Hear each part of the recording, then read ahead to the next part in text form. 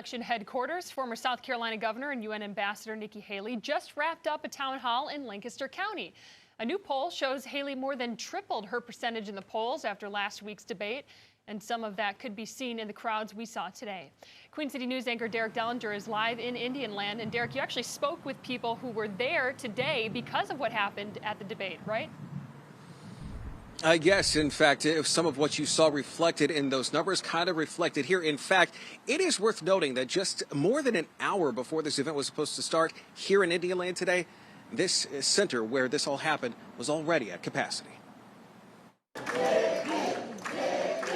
Even before the event for Nikki Haley started in Indian Land Monday afternoon, you could see something was happening. People arriving, people curious.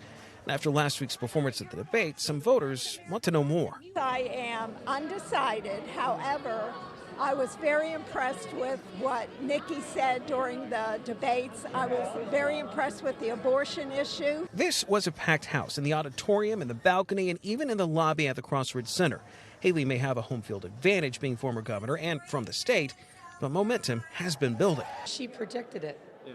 She said, you wait until the debate is over, and she said, I'm going to start moving quickly. Prior to the debate, she was polling around 2%. Most recent polling out Monday now has her at 7%. It may not be much, but it's one of the biggest gains for anyone on the debate stage last week in Wisconsin. No more whining. No more complaining.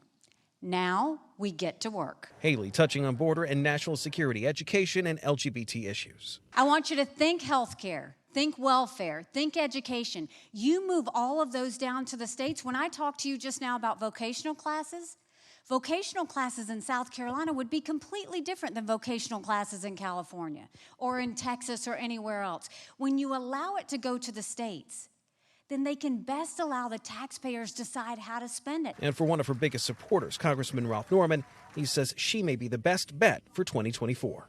She crosses all sectors of the voting public. I mean, from the independents to the moderates but she's tough.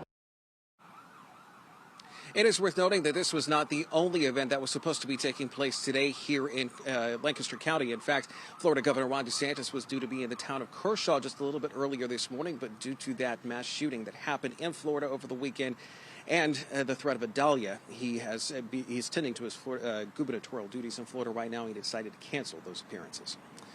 For now, we're live in Indian Land. Derek Dellinger, Queen City News.